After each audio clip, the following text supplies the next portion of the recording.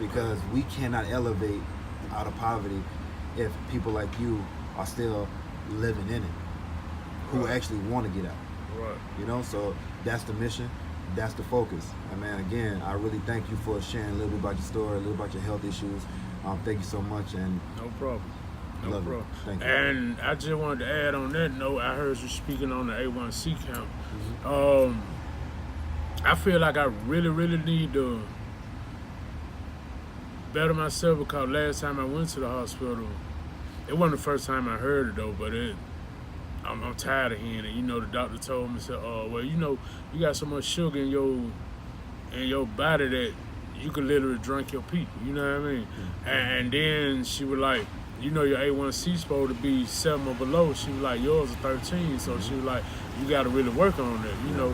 And like I said, a lot of times, not in pain, which is really rough, I feel like I'm getting better, you know, but really it's getting worse because, you know, when I go back to the hospital, it'd be something else worse, you know. So, I mean, diabetes, like they said, diabetes is a silent killer. Yes.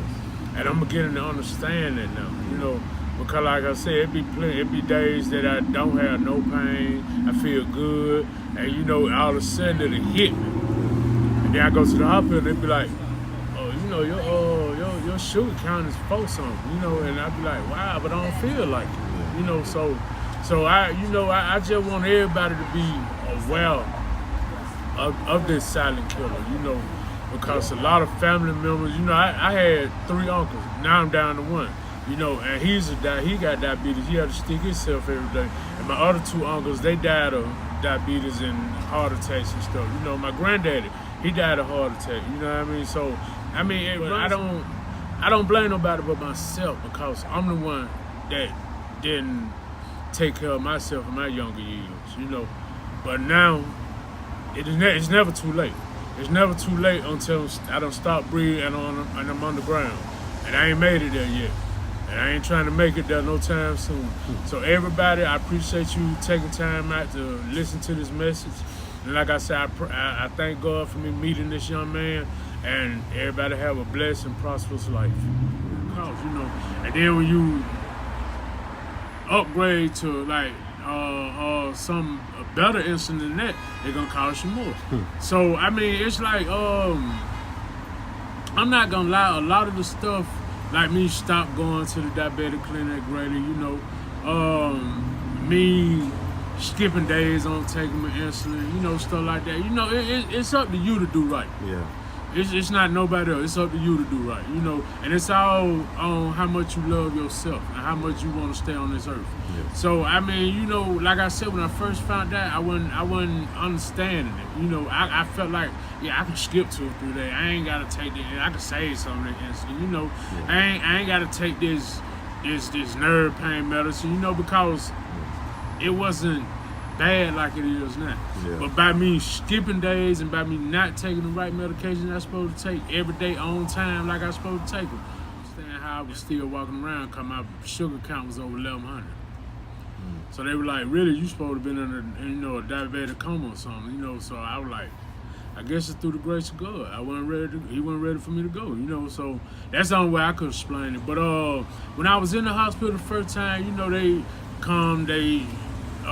bring you all kind of pamphlets and stuff, you know, and tell you to read up on them. Then, you know, they told me I need to go join the diabetic clinic at Grady and all this and that, you know, which I did at first, you know. But during the time I found out I was a diabetic, I ain't gonna say I was rich, but I was well off. Yeah. I had money. So I could afford the insulin, you know, I could afford the care, I could afford, you know, all this and that. So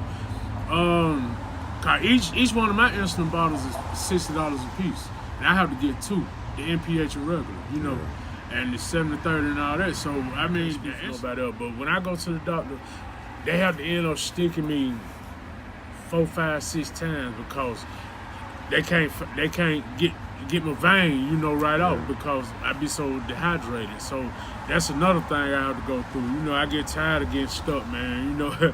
And so it's like, it been plenty of instances where they actually had to bring out the machine, you know, to find your veins.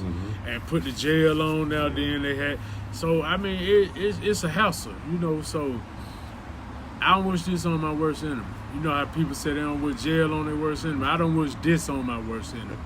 You know, so like I said before, you know, I appreciate everybody listening to me. Now, hold on. Before one more thing, I keep thinking about more questions. I want to talk to you. Were you educated about your diabetes while you was in the hospital talking to your doctor? Well, when I first found out I had it, they had to keep me for about a week because they said my. Hey man, just one more question before we get out of here. When the last time you seen a doctor? About 2 weeks ago. Okay. And I went not because I'm a diabetes. I went because actually I had a sharp pain in my left side, and it had been bothering me. So I went, you know, and they did a CAT scan on me. I actually went to a good one too. I went up the north side.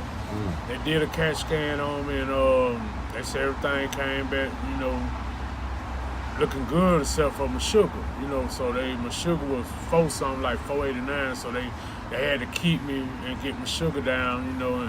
And another thing I wanted to let everybody know, you know, when you is a diabetic patient, you know your body be so dry, so dehydrated sometimes because you study peeing, trying to get that sugar out. Your mouth be so dry, and when you do go to the doctor, so it's nothing to play with.